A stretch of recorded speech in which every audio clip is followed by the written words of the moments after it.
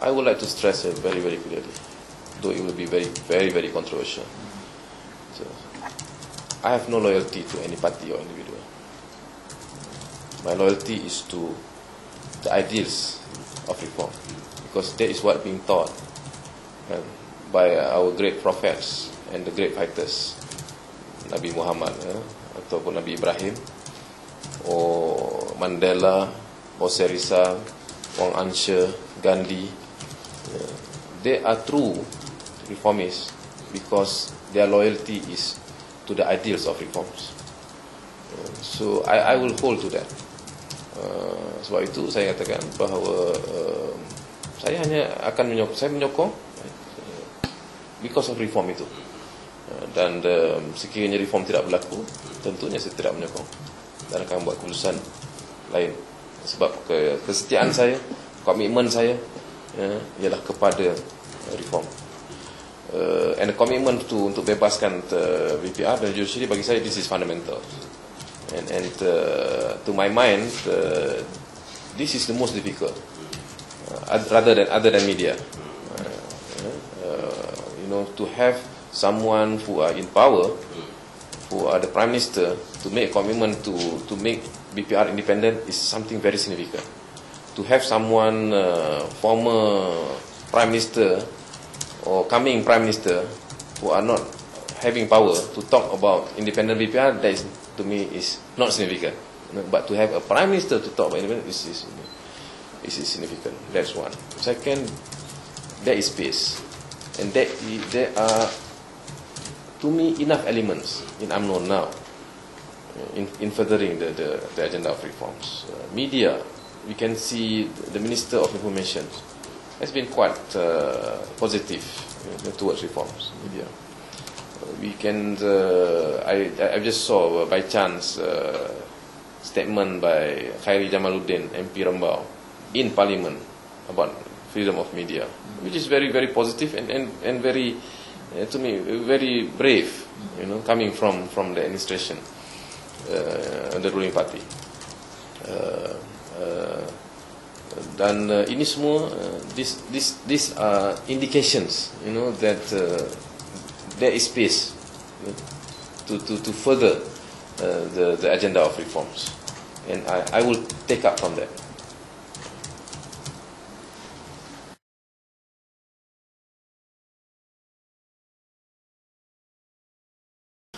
Saya ialah kita tak tahu niat hati orang. Yalah, tapi from what dia ni kan, yang tu dan kalau orang kata pembangkang pun sebut yang tu kan, mengapa kita tidak komit dengan agenda pembangkang, mengapa dengan agenda kerajaan. Sekarang ni kita ada pilihan. Dulu kita tak ada pilihan. Dulu pembangkang disebut pasal reform ni, kerajaan langsung tak ada. Now kerajaan ada.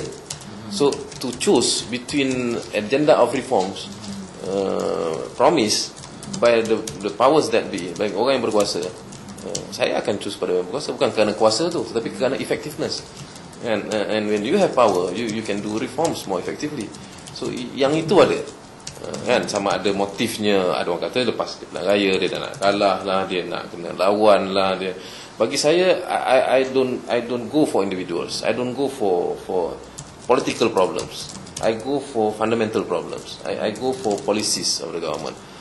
Anything which is pro-reform and there are chances and opportunity for us to seize up and further, and I'll take it. Sekurang-kurangnya ada usaha-usaha ke arah itu. Mungkin usaha itu tak berjaya lagi, ataupun takkan berjaya langsung, ataupun lemah, tetapi ada usaha ke arah itu berbanding dengan sebelum ini.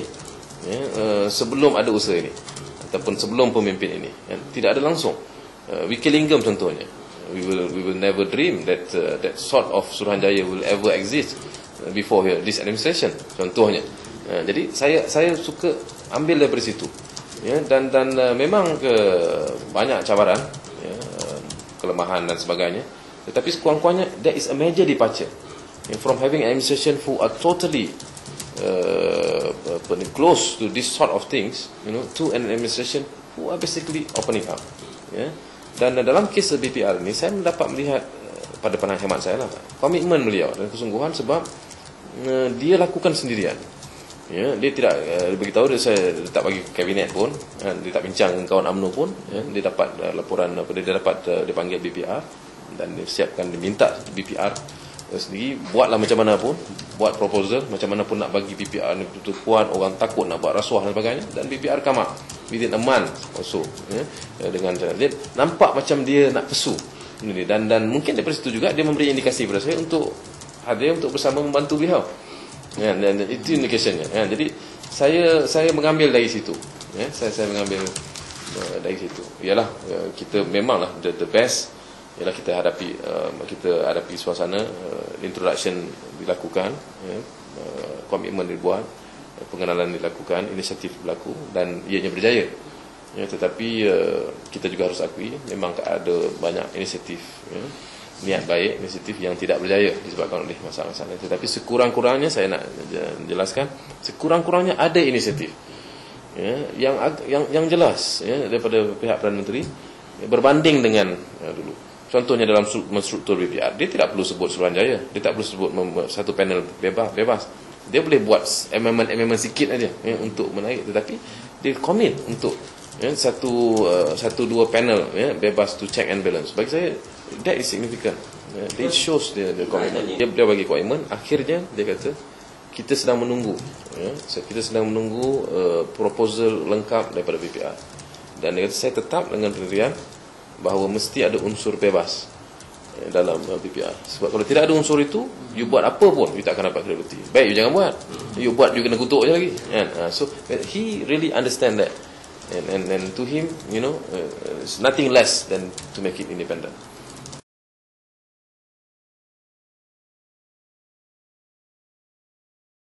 Kalau boleh saya sentuh sikit, kan. Tensi Wak Aizah kata dia terkejut, kan. Saya masuk, sepatutnya dia tak terkejut, kan. Dia terkejut saya masuk sebab saya duduk bantai kerajaan, saya duduk penjaga, supaya saya masuk. Sepatutnya dia tak terkejut, kan. Sebab Anwar Ibrahim dulu, suami dia pun lebih kurang macam tu lah, kan. Masuk penjaga, entam dia masuk UMNO. Dan saya nak streskan pada soalan dia tadi, kan, apakah sama dan sebagainya. Saya rasa tidak sama. Sebab saya masuk UMNO hari ini, UMNO yang lebih baik dari sudut reformnya daripada Anwar dulu. Anwar masuk UMNO, ya, tidak ada komitmen untuk independent judiciary, tidak ada komitmen untuk independent BPR. Saya tak tahulah apa komitmen Perdana Menteri pada masa itu kepada beliau. Tetapi dari sudut reform, saya boleh nyatakan secara jelas di sini, saya masuk UMNO dalam keadaan UMNO yang lebih reform, lebih committed untuk reform, ya, daripada masa Anwar Ibrahim masuk UMNO dahulu. Jadi dari sudut reform itu, saya rasa langkah saya lebih tepat. Dan dari sudut reform, ya, dari sudut kita berjuang untuk reform. Dan memang asas perjuangan kita saya sebutkan tadi ialah seharusnya untuk melakukan pengislahan, untuk reformasi.